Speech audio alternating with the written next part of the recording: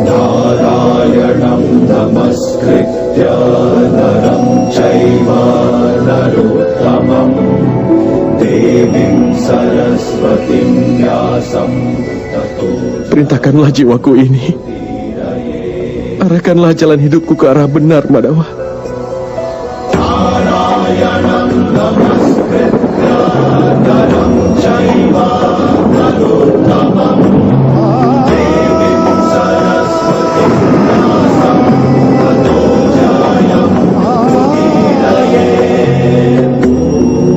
Setelah mengetahui semua itu, akankah aku dapat mengatasi kelemahanku?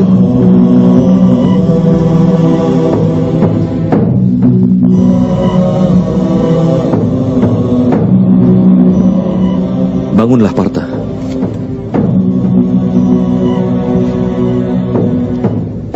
Sekarang dengarlah. Memahami rahasia kehidupan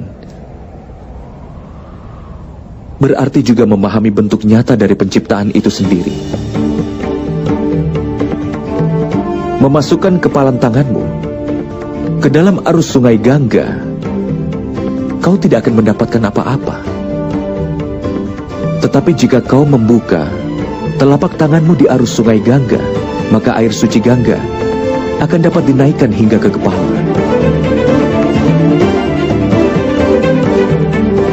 Pikirkanlah, Partha. Apakah kepalan tangan keangkuhan? Atau sebuah tangan yang terbuka dari pengorbanan? Dapatkah kau memahami pengetahuan ini?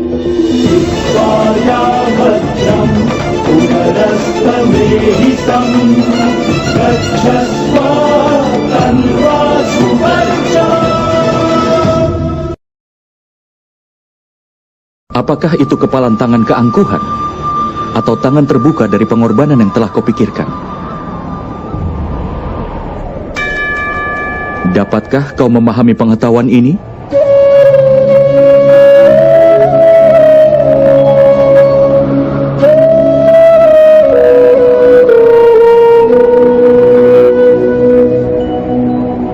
Apakah dunia ini sebenarnya, Partha?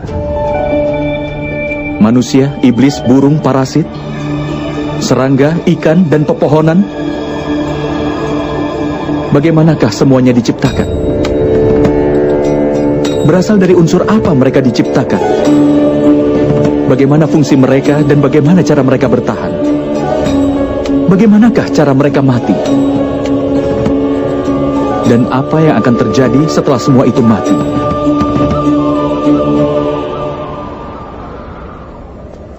Renungkan akan rahasia ini. Tubuh manusia terbuat dari tanah, Madawa. Air mengalir di dalamnya sebagai darah dan kebaikan. Api memberikan kehangatan pada tubuh, termasuk rongga kosong lainnya yang ada dalam tubuh. Karenanya, tanah, udara, air, api, dan juga ruang. Tubuh terbuat dari kelima elemen dasar yang disebut Pancamahabhuta. Karenanya, Bhisma yang agung, Guru Drona, tidaklah lebih dari tanah, air, udara, api, dan ruang saja. Bahkan orang pintar pun terdiri dari kelima elemen itu. Begitu juga dengan para tirani. Jadi apa yang akan kau rindukan, Partha? Apakah tanah? Tapi Madawa, tubuh ini memang terbuat dari tanah yang juga melambangkan ciri manusia itu sendiri. Semua ikatan mengakar dalam tubuh yang terbuat dari tanah. Tidak, Partha. Jika ini memang benar, lalu mengapa tubuh seseorang akan hancur setelah mati? Kenyataannya, tidak ada satupun yang berasal dari tubuhnya ataupun hubungan yang mengakar di dalam tubuhnya. Sifat dan tingkah laku dan juga amal dari seseoranglah yang menjadi cirinya. Lalu bagaimanakah sifat, tingkah laku, dan amal diciptakan? Pahamilah itu, Partha. Kehidupan manusia hanyalah perwujudan keserasian antara sesuatu yang tampak dan tidak tampak. Tetapi sifat dan amal dari setiap manusialah yang membuatnya akan menjadi berbeda. Dasar untuk ini adalah 3 sifat manusia yang disebut triguna. Terdiri dari tamas, rajas, dan sattwa. Apa yang dimaksud dengan itu, Madawa? Tamas berarti kebodohan. Menghabiskan hidup tanpa memikirkan, baik atau buruk bisa dikatakan tamas yang berhubungan dengan kebodohan. Seperti halnya kehidupan binatang, yang semata-mata hanya untuk memenuhi keinginan tubuh mereka. Sattwam sendiri artinya adalah kebaikan. Ketika seseorang dalam situasi tertentu memikirkan keadilan, kebenaran, dan tradisi sebelum melakukan sesuatu, maka dia disebut sebagai sattwam yang berhubungan dengan kebaikan. Di tengah kedua hal itu adalah seseorang yang menguasai ilmu pengetahuan, tapi dia juga tertarik akan nafsu tubuh dan juga pikirannya. Seperti manusia yang hidup dengan keangkuhan, artinya rajas yang berhubungan dengan nafsu. Dengan menciptakan keseimbangan antara kebodohan, nafsu, dan juga kebaikan, maka sifat manusia dapat ditentukan.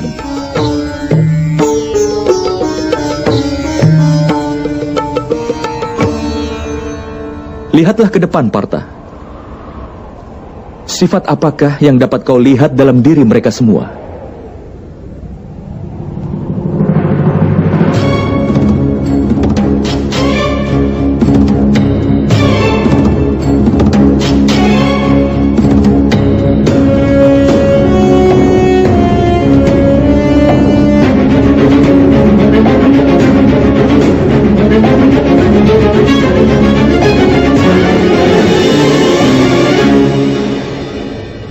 Pangeran Duryodhana tahu akan keadilan, tapi tidak pernah bertindak adil.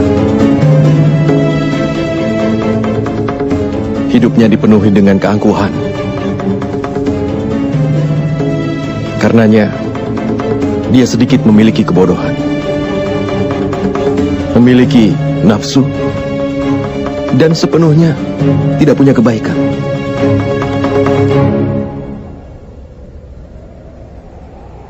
Dan di sana ada Pangeran Dursasana. Dia selalu mematuhi perintah dari kakak tertuanya tanpa berpikir lagi. Karenanya, dia memiliki kebodohan. Lihat juga kakekmu Bhisma, Partha. Dia punya keseimbangan antara kebaikan dan kebodohan. Dia tidak memiliki keangkuhan, tetapi dia terikat dengan pemikiran usang dan tradisi yang kuno. Bahkan ketika keinginannya muncul, dia tidak bisa melanggar sumpahnya.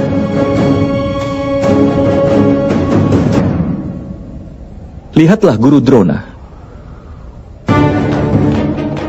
Dia memiliki baik pengetahuan maupun keangkuhan. Pengetahuan membebaskan manusia, tetapi keangkuhannya tidak membiarkannya mencapai kebebasan.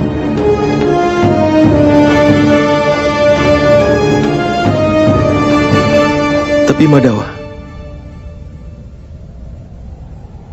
jika sifat manusia adalah kesatuan dari 3 sifat manusia, apakah perbuatan manusia sudah ditakdirkan sebelumnya?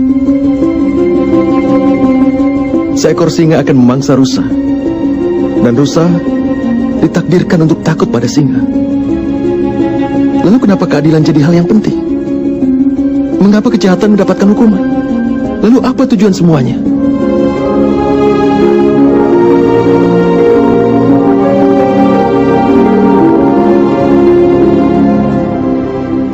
Sebuah pertanyaan yang bagus, Partha.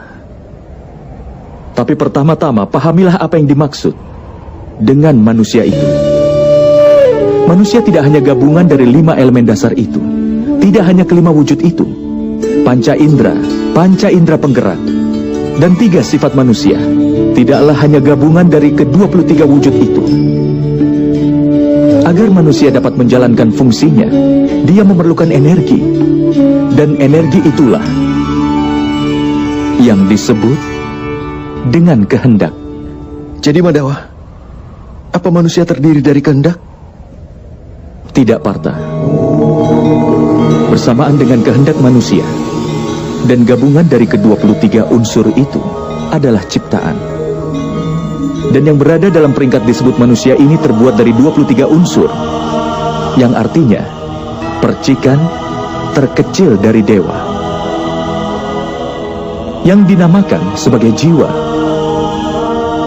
Ketika ciptaan dan manusia menjadi satu, yang berarti ketika percikan terkecil dari dewa berada dalam tubuh seseorang sebagai jiwa, saat itulah manusia akan hidup. Apa yang dimaksud dengan jiwa, Madawa? Dan apa yang dimaksud dengan memahaminya? Seperti halnya ketika manusia menggunakan kereta. Seperti itulah jiwa menggunakan perangkat yang disebut dengan tubuh. Melalui media tubuh, dia mengalami suka dan duka dari tubuh itu. Tetapi jiwa bukanlah tubuh, Partha. Tubuh masih bisa dihancurkan, tetapi jiwa tidak akan bisa dihancurkan. Nainam cindati sastrani, nainam dahati pavaka, nacainam kelidayanti apo, nasosayati maruta. Artinya jiwa tidak bisa ditembus senjata apapun, ataupun dibakar dengan api, ataupun dilemahkan oleh air, ataupun dikeringkan dengan angin. Walaupun jiwa berada di dalam tubuh, jiwa itu abadi. Nah hanya mane sarire. Partha, tubuh mungkin saja bisa dibunuh, tetapi jiwa itu sendiri tidak akan bisa dibunuh. Jiwa itu ada di mana-mana, tidak berwujud, tetap, dan dia kekal. Seperti halnya manusia membuang pakaian lama dan memakai yang baru. Hampir sama jika jiwa meninggalkan tubuh yang tua dan berulang kali menempati tubuh yang baru. Tapi Madawa, melalui tubuhku, aku bisa merasakan dunia. Tanpa memahami tubuhku ini, bagaimana aku akan dapat memahami jiwaku? Mengetahui diri sendiri dalam bentuk jiwa bukanlah hal yang tidak mungkin, Partha. Orang buta pun bisa hidup. Seorang bisu pun bisa hidup. Termasuk mereka yang hidup tidak memiliki tangan dan kaki. Sudah jelas bahwa tubuh bukan hal yang membentuk manusia. Ada seseorang yang kehilangan energinya, atau mereka yang hidup kehilangan ingatannya. Oleh karena itu sudah jelas bahwa bentuk ketidaksadaran manusia bukanlah tubuh yang baik. Seseorang yang menjelajahi dirinya dengan cara seperti ini, aku bukanlah indera, juga bukan tubuh, juga bukan perasaan, bukan juga pemikiran, atau bukan juga pendapat. Orang yang bisa memahami hal ini akhirnya akan dapat memahami dirinya dalam bentuk jiwa.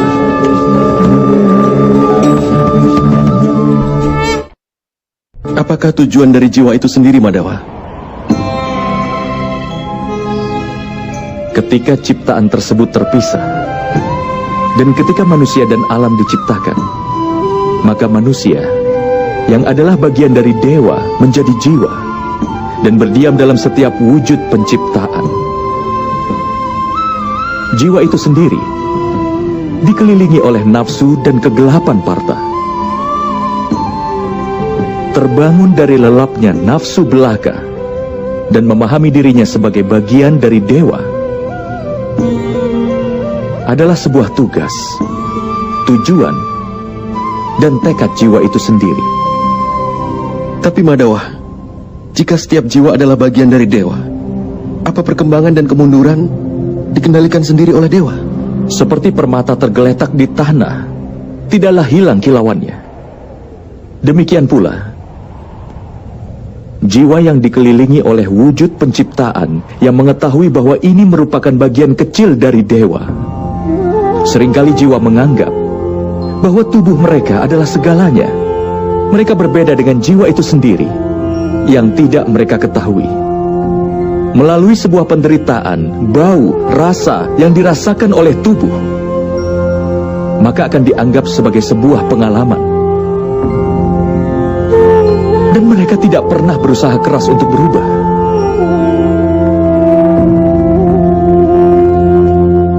Jiwa yang tidak mau berusaha keras untuk berubah dan tetap melakukan ketidakadilan, mengingatkan dan menghukum mereka adalah hal yang tidak bisa dihindari.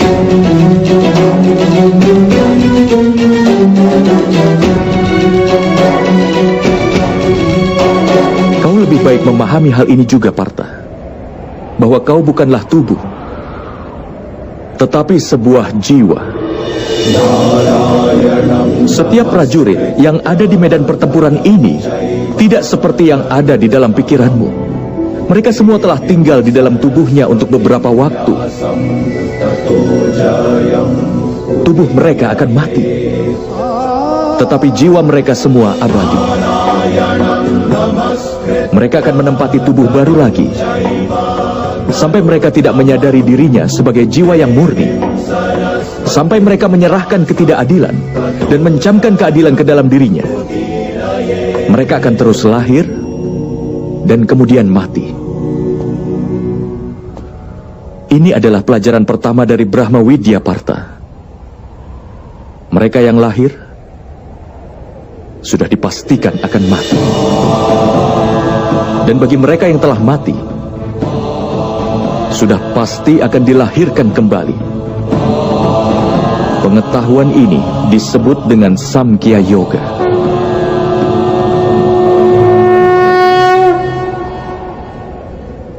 Apa keadilan dan ketidakadilan itu, Madawa? Jalan yang dipijak oleh manusia, di mana dia akan melihat dirinya sebagai jiwa dan mengetahui dirinya adalah bagian kecil dari dewa. Maka jalan itu dinamakan keadilan.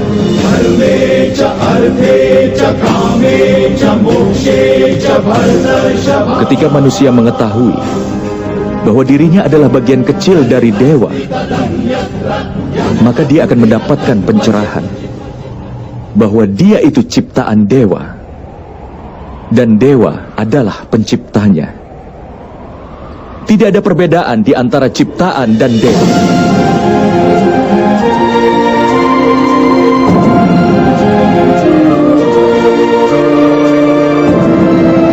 Manusia yang paham akan hal ini tidak akan kejam dan kasar terhadap manusia lain dan juga bahkan pada binatang.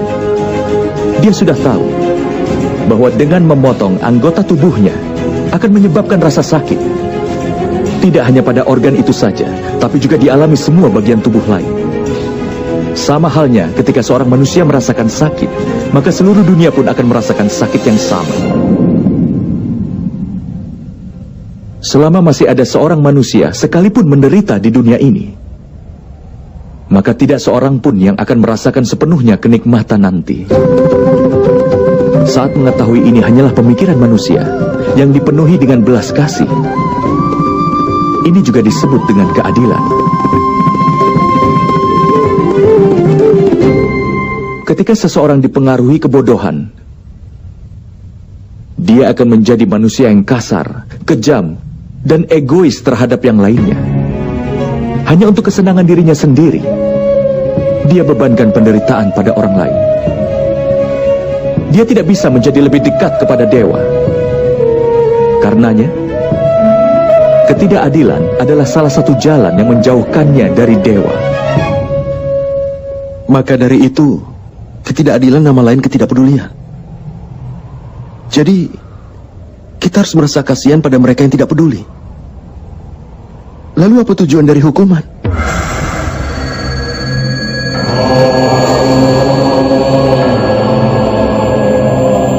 Ketika seseorang enggan mengetahui nilai dari pengetahuan, atau bahkan enggan untuk melirik pengetahuan itu, maka hukumannya adalah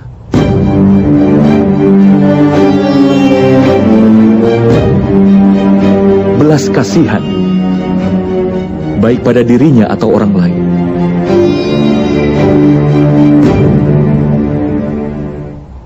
Tahap-tahap penciptaan akan selalu menurut kehendak dewa. Itu tidak akan terelakkan. Tetapi bersamaan dengan berkembangnya ketidakpedulian, nafsu, dan juga ketidakadilan, maka keadilan di dunia ini akan berada pada jurang kehancuran. Hingga di dunia ini tidak ada keadilan lagi. Sementara belas kasih dan kebenaran juga telah dihancurkan. Dalam rangka menyambut generasi selanjutnya agar memperoleh keadilan, menghabisi kejahatan saat ini dan mengembalikan keadilan adalah hal yang tidak mungkin terelakkan.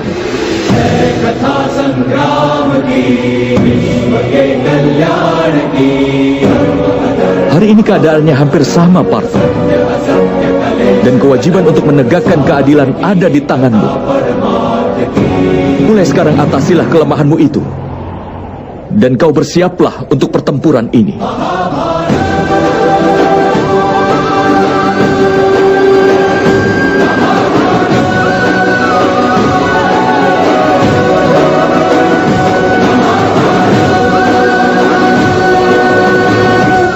Tapi pembunuhan akan dilakukan dengan tanganku.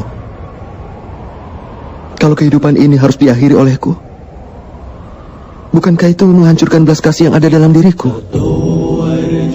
Dan jika belas kasih adalah dasar dari keadilan, bukankah jiwaku akan menjadi tidak adil?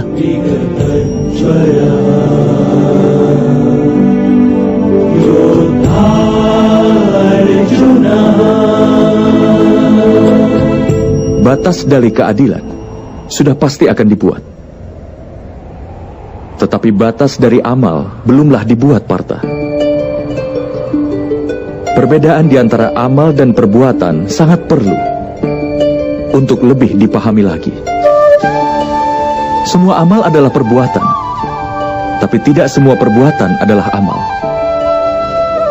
Amal adalah suatu perbuatan di mana hasilnya sangat diharapkan. Ketika seseorang melakukan amal dan berharap mendapatkan kenikmatan, kekayaan, dan kehormatan, maka dia terikat pada hasil perbuatannya itu. Ketika amal ditunjukkan untuk mengharapkan suatu hasil, maka dinamakan sakam karma yoga. Dan ketika amal dilakukan tanpa mengharap hasil apapun untuknya, maka itu dinamakan niskam karma yoga. Inilah alasannya mengapa dia harus terlahir berulang-ulang. Kenyataannya manusia tidaklah terikat oleh sebuah amal, tapi rantai pengharapan yang terhubung dengan amalnya lah yang mengikatnya.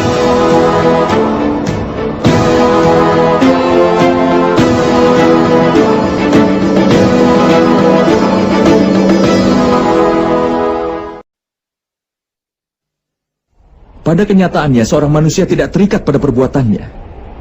Harapan yang terhubung pada perbuatanlah yang mengikatnya. Bagaimana bisa, Madhawa? Jika kau berharap kemenangan dalam peperangan ini, maka kau akan merasa sangat berduka atas kekalahan. Dan kedukaan itu akan memaksamu melakukan hal lain lagi yang kau butuhkan untuk dilahirkan kembali.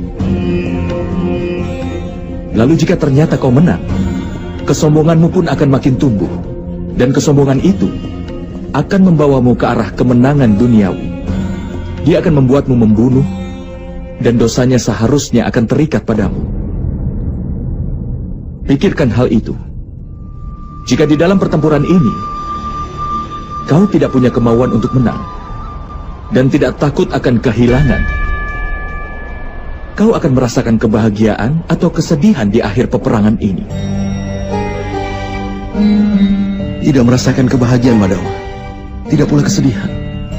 Karena itu kebahagiaanmu, kedukaanmu, keputusasaanmu, kekecewaanmu bukanlah karena perang ini, harapan yang kau miliki dari peperangan inilah yang menyebabkannya. Bukankah menurutmu begitu, Partha?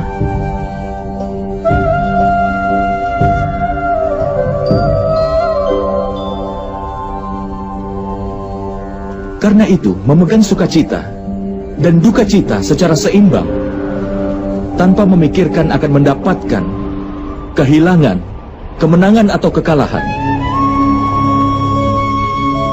Dan itu artinya, jika kau terlibat dalam pertempuran, maka sukacita, duka cita, kehilangan, kemenangan atau kekalahan, wahai putra Kunti, maka kau tidak akan menanggung dosa apapun. Inilah yang disebut karma yoga. Orang yang mempelajari pengetahuan tentang Sankhya menyadari kenyataan bahwa dia bukanlah suatu tubuh, tapi suatu jiwa belaka. Bahwa kebahagiaan dan yang dialami tubuhnya hanyalah sampai pada kematian. Dan karena itu tidak nyata, tetapi hanya sebuah ilusi. Baginya, menjadi seorang karma yoga menjadi lebih mudah. Tapi Madawa, jika perbuatan dimaksudkan untuk dikendalikan, bukankah bijak untuk melepas keduniaan dan menempuh jalan kesucian? Pemikiran seperti itu adalah satu-satunya alasan untuk perang hari ini, Partha.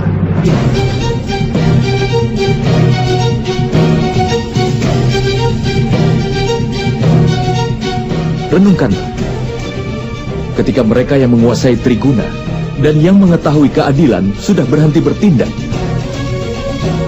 maka mereka yang penuh dengan ketidakadilan akan memerintah dunia ini.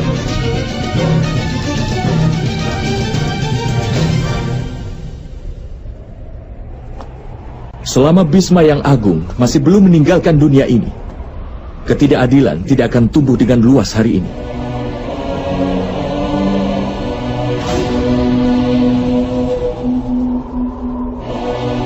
Dan jika ayahmu tidak pergi dalam pengasingan sebelumnya, kakakmu Yudhistira akan memerintah dalam kedamaian saat ini.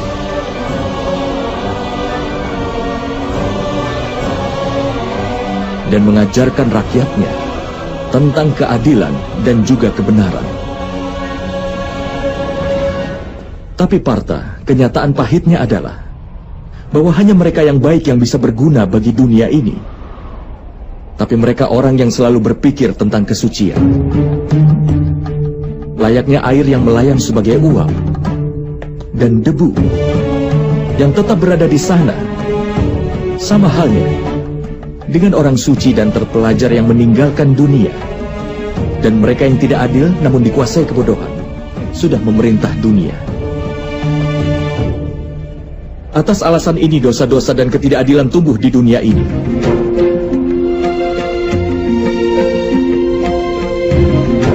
Tetapi karma yoga melindungi dunia ini dari sebuah keadaan yang aneh ini.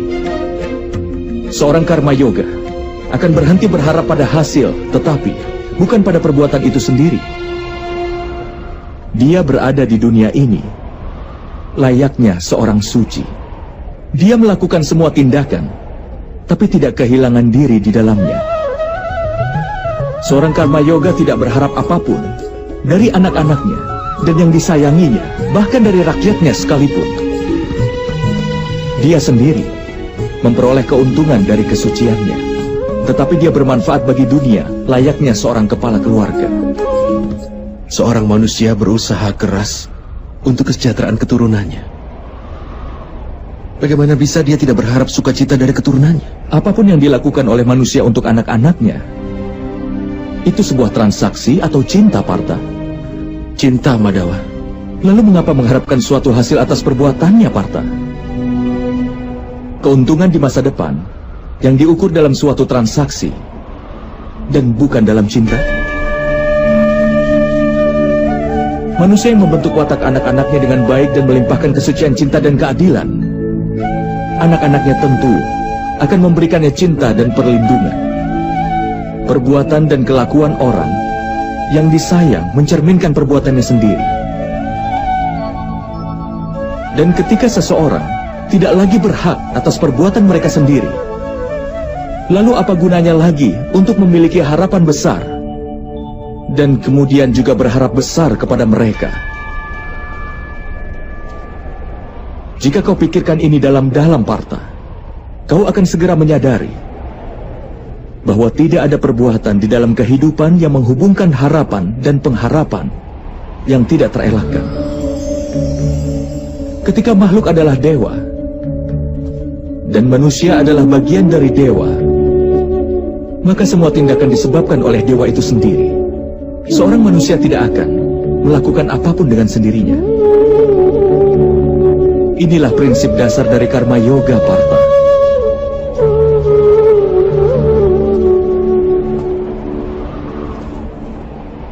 Oleh karena itu, Partha, penting agar kau menjadi seorang karma yoga.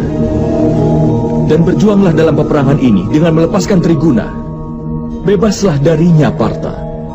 Bebaslah dari dilema ini. Pikirkanlah selalu kebaikan yang adalah dewa sendiri, dan lanjutkan semua kewajibanmu. Hasrat yang kau miliki untuk mencapai sesuatu dan pikiran untuk mempertahankan sesuatu yang telah kau capai sebelumnya atau yang telah kau bangun dalam semua harapanmu, itu harus dihentikan, Partha, dan bebaskan jiwamu sekarang juga.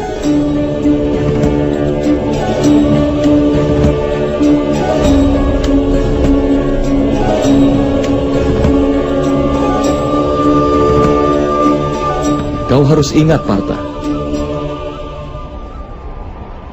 hakmu adalah hanya sebatas untuk melakukan perbuatan, dan hasilnya tidak bisa kau tentukan. Hasilnya terserah kepada para dewa. Oleh karena itu, tidaklah benar, Partha, jika kau lari dari perbuatan, dan tidak pula benar untuk mengharapkan hasil dari semua perbuatanmu saat ini.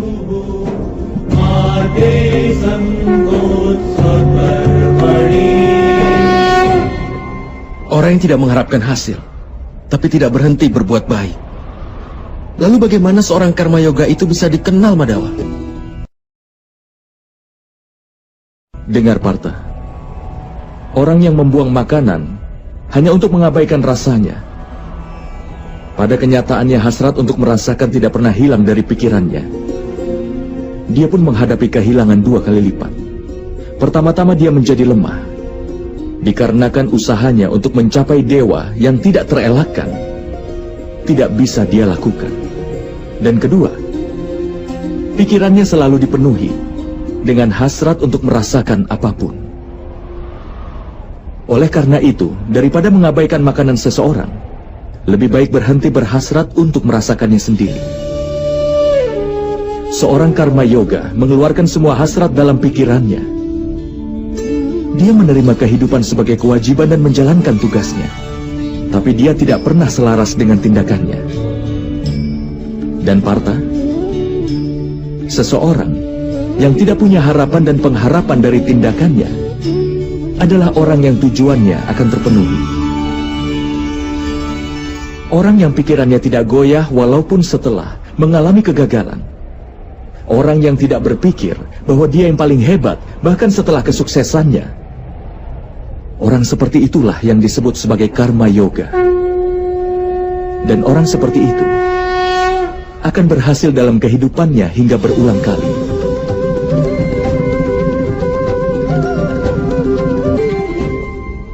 Keinginan timbul dari pengharapan akan hasil. Dan ini adalah sifat dari keinginan yang akan tetap tidak akan terpenuhi. Rasa tidak terpenuhi kemudian menimbulkan kemarahan. Dan kemarahan akan menimbulkan hasrat. Karena hasrat itulah, seseorang akan melupakan pengetahuan tentang perilaku dan juga interaksi. Hilangnya pengetahuan menyebabkan hilangnya kebaikan. Dan masyarakat menjadi musuh bagi orang seperti itu. Dan pada akhirnya, orang seperti itu akan menemui kehancuran total.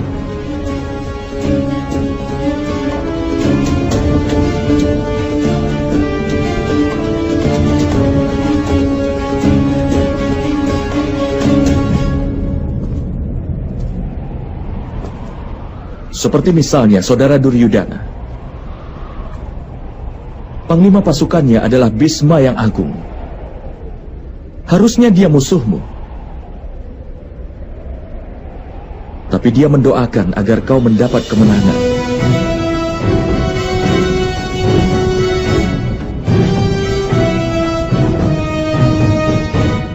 Partha, bertanggung jawab adalah langkah kedua menuju pengetahuan kedewaan. Kuatkan keyakinanmu kepada Yang Maha Kuasa. Kenalilah dirimu sendiri. Bebaskan dirimu sendiri dari ikatan belenggu.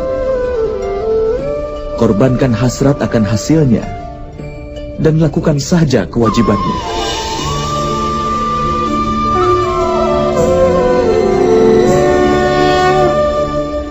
Dengan menguatkan keyakinanku pada Yang Maha Kuasa, bagaimana aku bisa menjadi orang yang berbakti? Partha, dikarenakan oleh Sankhya Yoga, seorang manusia tetap mengingat Yang Maha Kuasa. Dan mengingat Yang Maha Kuasa akan melahirkan rasa pengabdian pada manusia itu sendiri. Dan rasa itu disebut dengan pengabdian. Pengabdian mencerahkan seorang manusia tentang mana yang benar dan yang salah. Dan pengetahuan itu memberinya penglihatan terhadap Yang Maha Kuasa. Orang yang mendapatkan penglihatan terhadap Yang Maha Kuasa, dia akan menjadi orang yang paling berbakti. Dia terbebas dari lingkaran kelahiran kembali dan mencapai keselamatannya. Itulah tujuan utama dari semua jiwa dan puncak dari kebenaran. Tapi bagaimana aku bisa berbakti tanpa penglihatan terhadap Yang Maha Kuasa, Madawat? Untuk bisa mendapatkan penglihatan terhadap Yang Maha Kuasa, singkirkanlah keserakahan, kesombongan, kemarahan, dan juga prasangka. Jika seseorang yang duduk dalam gelap berkata bahwa dia ingin melihat matahari, apa yang akan kau sarankan? Tidakkah kau akan katakan untuk keluar dari ruangan itu dan berdiri di bawah langit terbuka? Matahari sudah ada di sana sebelumnya. Sama halnya, Partha. Alam semesta ini adalah Yang Maha Kuasa. Yang Maha Kuasa adalah segala sesuatu. Tidak ada sesuatu kecuali hanya Dia saja. Seseorang yang melihat jiwanya sendiri akan melihat Yang Maha Kuasa. Layaknya rasa dari sebutir garam tidak berbeda dibanding dengan rasa di lautan. Sama halnya pula, suatu jiwa tidak akan jauh berbeda dari Yang Maha Jiwa.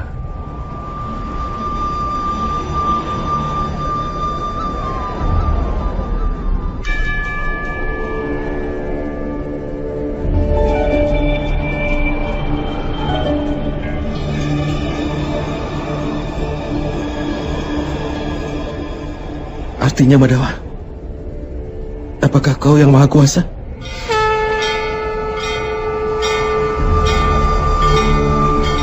Iya, Partha. Aku adalah Yang Maha Kuasa. Sebenarnya sama seperti dirimu. Tapi kau tidak tercerahkan tentang hal itu. Tidak seperti diriku.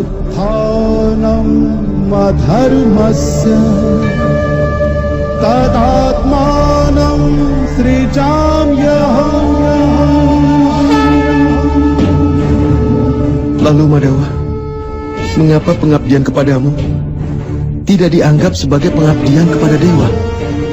Tentu saja.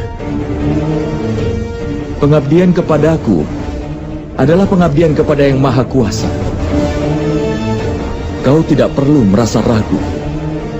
Dan kau tidak perlu merasa khawatir. Korbankanlah segalanya dan dapatkan perlindunganku untukmu, Partha.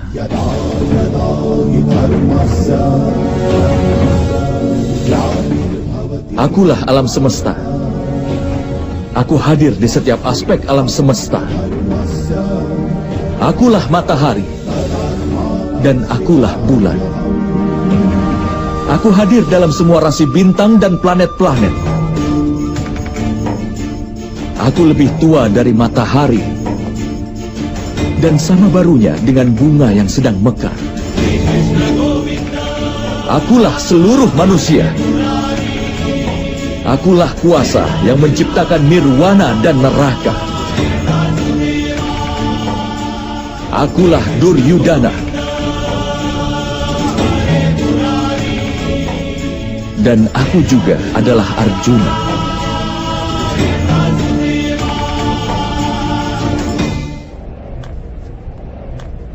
Bagaimana mungkin begitu, Madama? Karena banyak manusia yang telah menyaksikan kelahiranmu. Bahkan ibumu pun masih hidup. Kau dilahirkan dari rahimnya. Bagaimana kau bisa jadi keduanya dulu dan sekarang? Kau menyaksikan tubuh ini. Dan aku berbicara dari jiwa. Aku telah dilahirkan tidak terhitung. Aku juga memiliki banyak perwujudan.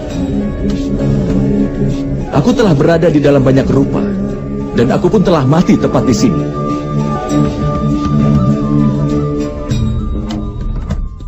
Dan aku juga akan lahir kembali berulang kali di masa depan.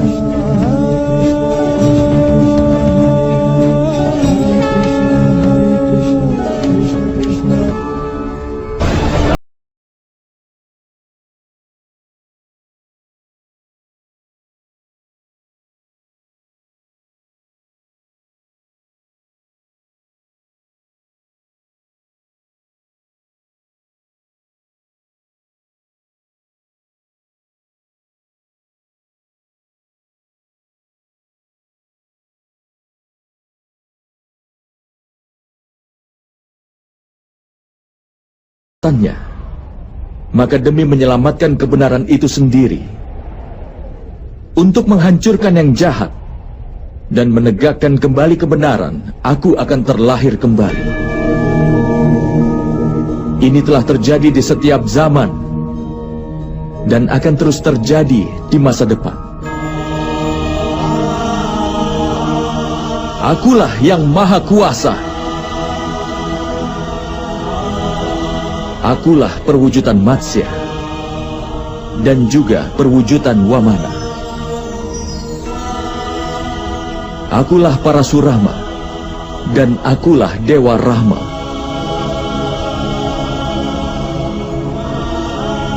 Akulah Brahma, Wisnu dan Mahesa. Akulah Saraswati, Kali dan juga Laksmi.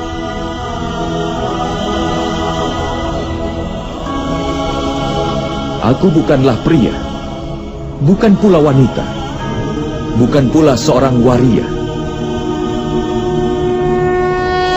Aku bukanlah tubuh, bukan pula anggotanya. Akulah pengetahuan, ciptaan, alasan, dan keabadian.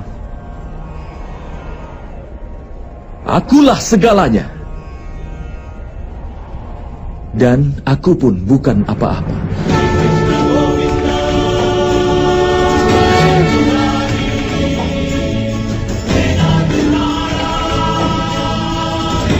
Ini telah terjadi di setiap zaman dan akan terjadi di masa depan.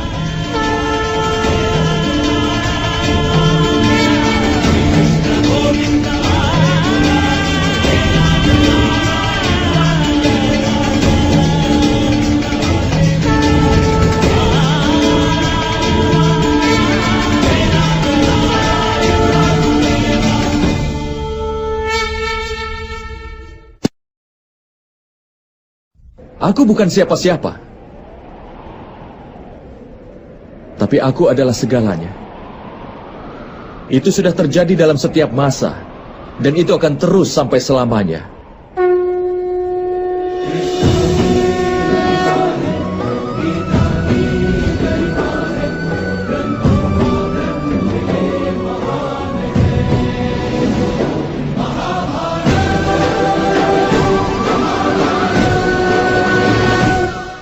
Ketika kau merenungkan keberadaanmu, kau akan menemukan dirimu sendiri terhubung denganku. Dan kemudian, sepertiku juga, kau akan menemukan dirimu dalam bentuk yang maha kuasa. Tetapi untuk bisa mencapai posisi itu, sangat penting agar kau mendedikasikan dirimu sepenuhnya padaku. Apa yang kau maksud dedikasi, Madawa? Itu adalah keadaan di mana pikiran manusia menyerah pada semua keinginan hingga tidak membuat dedikasi untuk diri sendiri, dan tidak juga mengambil sumpah orang dengan cara kerja yang diberikan kepadanya. Pada kenyataannya, kalau kau mulai mendedikasikan dirimu untuk seseorang, dan kau melakukannya sendiri, pikiranmu, akalmu, pengetahuanmu, keinginanmu, emosimu, dan segala sesuatu yang kau miliki kepada seseorang, maka komitmen tersebut disebut sebagai sebuah pengabdian.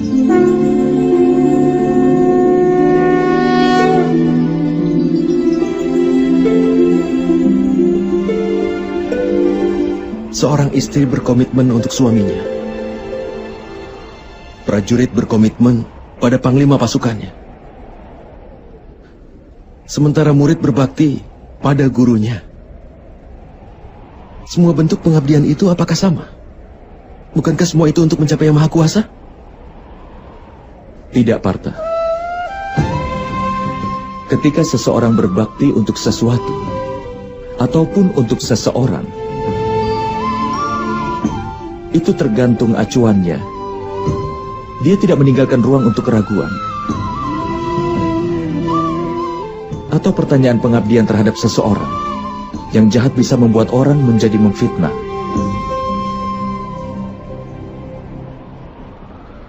Raja Anggakarna meskipun tahu apa yang benar, tapi dia berkata salah kepada Pancali di permainan dadu. Wanita yang menjalin hubungan dengan 5 pria tidak lebih baik dari seorang. Dan alasan untuk itu adalah pengabdian Raja Angga terhadap saudara Duryudana. Hukumannya adalah dengan mendapatkan perang ini. Apakah begitu menurutmu? Itu semua adalah karena kesetiaannya kepada orang yang jahat. Karena itulah perlu untuk mendedikasikan diri pada apa yang benar, yang membuat manusia menjadi benar. Hanya penjahat yang dibelenggu dengan rantai yang terbuat dari besi. Lampu candi diikat oleh rantai yang terbuat dari kuningan. Kemudian juga ada rantai emas yang melingkar di leher kita sebagai sebuah hiasan. Kesetiaan terhadap suami, terhadap guru dan teman, itu hanya beberapa bentuk kesetiaan, Partha. Tapi yang disebut kesetiaan sejati adalah kesetiaanmu terhadap yang kuasa.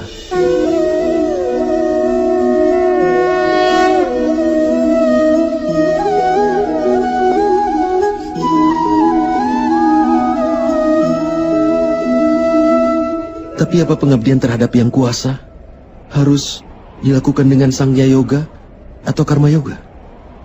Karena Sankhya Yoga, manusia tahu bahwa mereka hanyalah jiwa. Dan karena Karma Yoga, mereka bisa membebaskan diri dari ikatannya. Dan karena pengabdian hingga manusia mengetahui wujud yang nyata dari Yang Maha Kuasa. Dan manusia juga bisa mengetahui tentang arti keadilan dari Yang Maha Kuasa. Manusia berada dalam lingkaran hidup dan mati. Hingga demi mencapai kebahagiaan di dunia dan pengetahuan, manusia pun mengabdikan dirinya untuk Yang Maha Kuasa, yang menjadi tujuan utama dari semua jiwa. Maksudnya, tubuh manusia ini tidak ada nilainya, Madawa? Itu pasti bernilai, Partha. Tubuh manusia menjadi media bagi manusia untuk bertemu dengan Yang Maha Kuasa. Antara kematian dan juga reinkarnasi, di mana pengetahuan akan jiwa tetap aktif. Dengan segala pengalaman, pengetahuan, dan belajar dari kehidupan yang sebelumnya, jiwa pun menjadi bagian dari tubuh yang baru. Dan ini hanya terjadi ketika dia menjadi bagian dari tubuh manusia itu sendiri.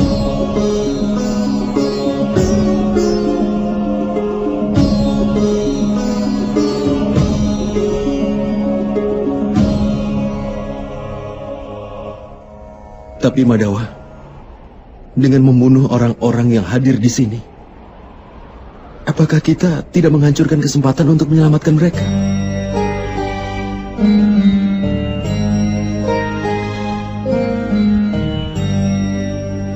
Musuh-musuhmu telah melewati batas-batas kebenaran, Partha. Kejahatan telah menjadi sifat kedua mereka. Keselamatan bagi mereka tidaklah mungkin.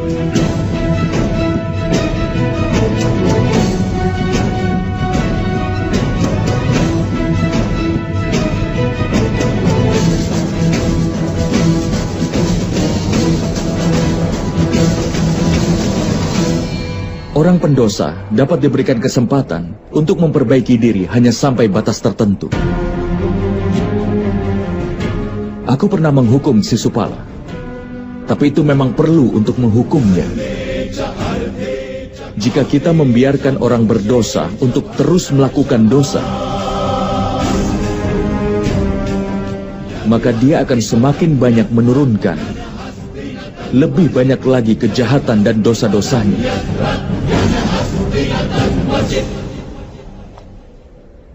Tugas orang baik adalah menghentikannya melakukan kesalahan lagi. Jiwa-jiwa ini tidak akan mencapai akhir, tapi tubuh mereka akan rusak oleh ketidakbenaran dan menjadi bagian dari tubuh manusia baru. Tetapi ada lebih banyak kesempatan lagi dalam tubuh baru mereka. Jika kau melakukan perang ini dengan pola pikir bahwa itu memang pantas, tubuh manusia bagi manusia adalah kekayaannya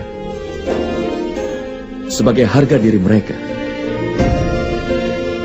Mereka yang menempuh jalan kebenaran akan memurnikan tubuh mereka, dan melalui jalan itu mereka akan bertemu dengan jiwanya.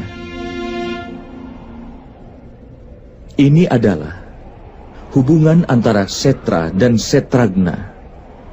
Aku tidak bisa mengerti tentang hal itu, Madawa. Ketika ada yang tahu bahwa tubuh kita adalah seperti bagian dari tanah ini, artinya hanya tempat yang seperti Setra, dan orang yang mengerti tentang tanah tersebutlah yang ada di sana. Karena itulah, maka dia menjadi seorang Setragna. Kemudian lewat tubuhnya bisa mengukur kemajuannya.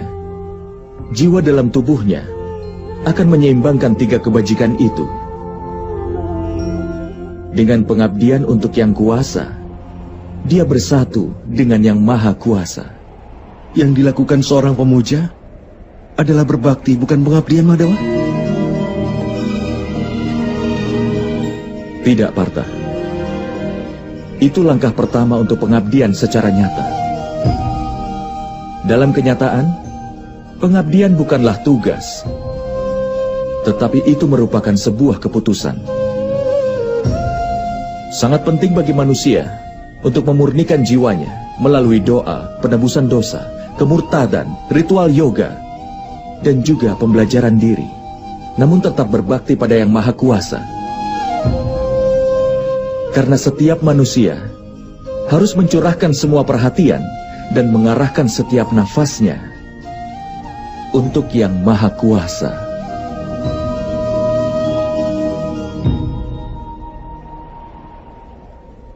Jika pengabdian adalah keputusan, Lalu apa pentingnya berdoa, penebusan dosa dan hal semacamnya?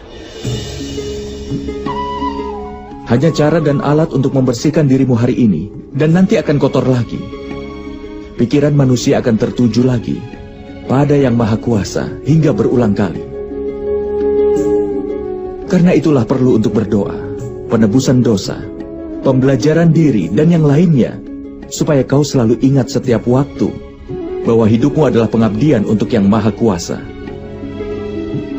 Tidak penting bagian sungai mana yang kau selami. Yang penting adalah bahwa kau bisa menyelam. Hanya ada satu dedikasi dari Bhakti Yoga, bahwa dengan menyerahkan kehidupannya ke Yang Maha Kuasa, manusia harus meneruskan pengabdiannya untuk Yang Maha Kuasa agar dia bisa menjaga kebaikan dalam hidupnya. Lalu apakah kebajikan dan kebaikan itu, Madawa? Tanpa alasan, demi kepentingan diri melakukan kekerasan adalah dosa. Sesungguhnya, anti kekerasan adalah dharma yang utama. Selain itu, kejujuran, tidak emosi, pengorbanan, ketenangan jiwa, tidak menjelekkan orang lain, perasaan welas asih, tidak tertarik kepada sukacita, tidak melakukan sesuatu tanpa alasan, tenang, sabar, pemaaf, dan kesucian tubuh, serta tidak melawan kebenaran dan juga tidak angkuh. Sifat-sifat mulia ini disebut sebagai sifat sattvik, atau sebuah sifat yang mulia. Dengan ini manusia bisa melakukan kebaktian, artinya bisa berbakti kepadaku, sambil menjalankan kewajiban dalam hidupnya, sambil menegakkan kebenaran, dan hidup tanpa mengharapkan pahala dari perbuatannya. Orang seperti itu sudah pasti akan aku berikan ketenangan, dan setelah kematian ku beri tempat untuk bersemayam dalam diriku.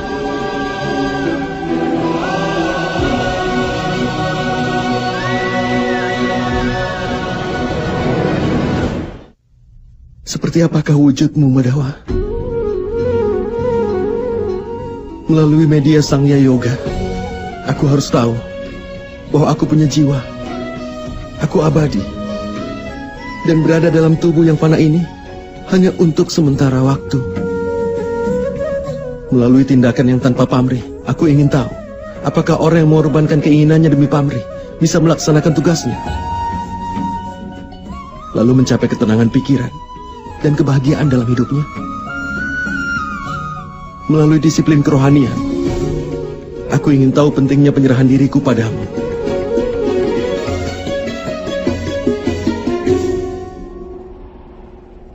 Tapi Madawa, kau pernah mengatakan bahwa Yang Maha Kuasa bukanlah manusia yang berdiri di semua tempat.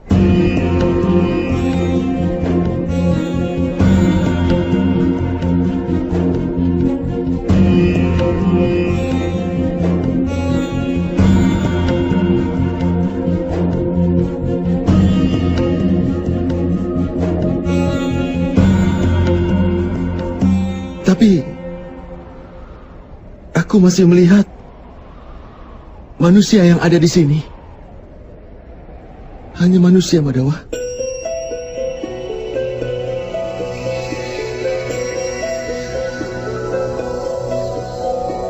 Narayanam namaskritya naram chaiva narottamam Devim saraswatim vyasam tato jayam udira. Aku ingin melihat sekilas dirimu yang sebenarnya, Madawa.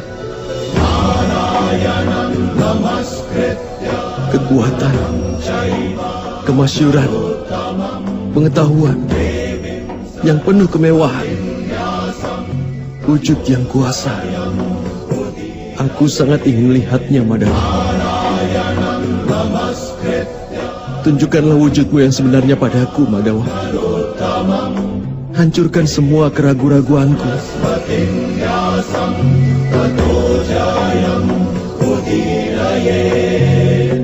Tunjukkanlah dirimu, Madawa.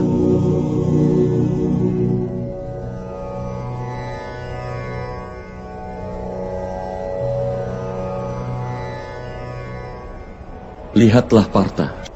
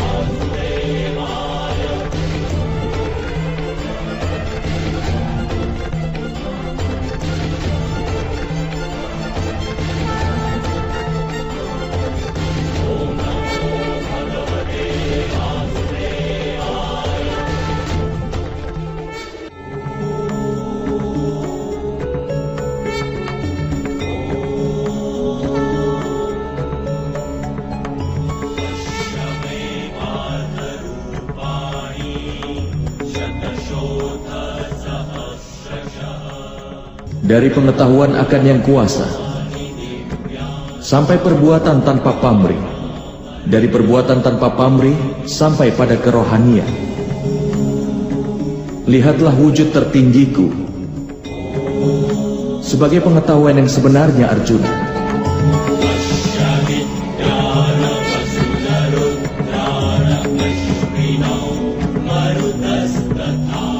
Ini pengetahuan tertinggi yang merupakan dasar dari semua pengetahuan dan ilmu pengetahuan.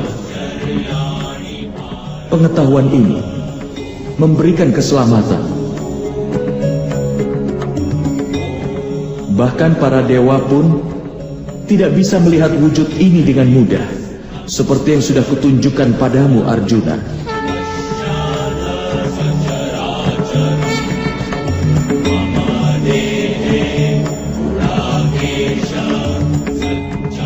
Aku tinggal di masing-masing dan di setiap partikel bumi ini. Di bumi, matahari, bulan, galaksi, dan segala rasi tinggal di dalamku.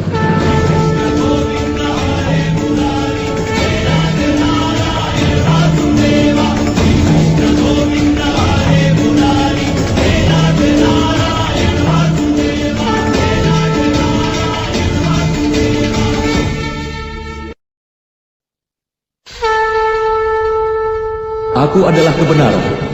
Aku sempurna. Aku adalah kehidupan. Aku adalah Siwa. Aku adalah huruf yang utama. Aku sama Weda dalam Weda. Di antara dewa akulah Indra.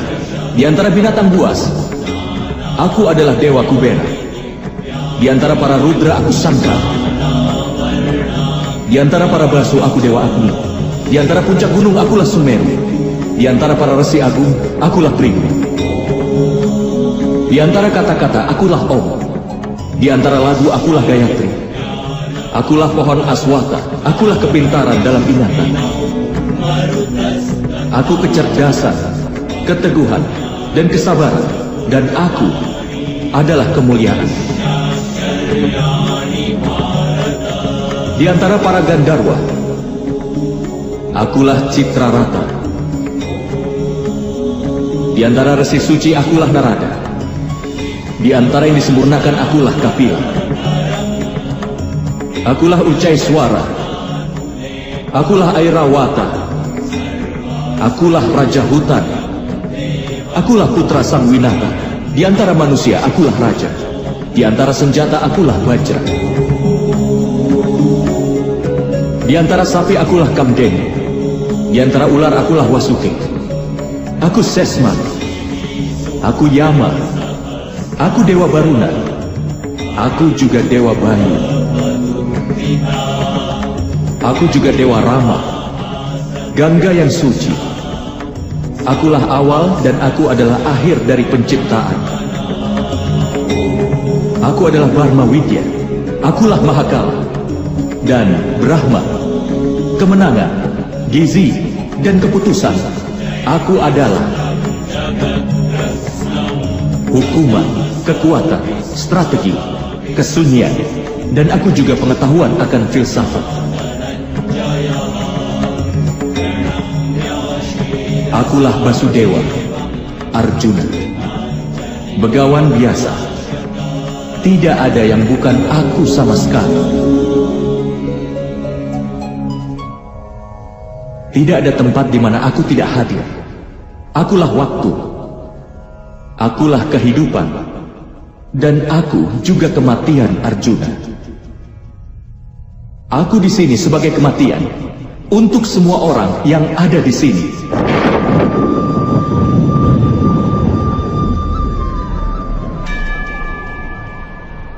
Bahkan meski kau tidak mengangkat senjata, aku pasti akan memusnahkan mereka semua.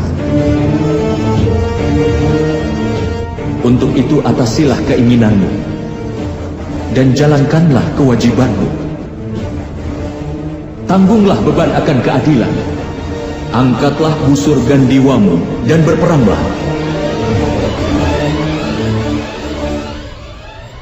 Berjanjilah untuk perang, Arjuna. Berjanjilah untuk perang.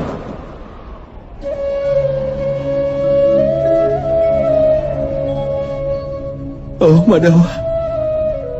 Oh Madhusudan, hari ini keraguanku telah terhancurkan. Aku mohon kembalilah ke wujud manusiamu. Aku akan mematuhi setiap perintah darimu.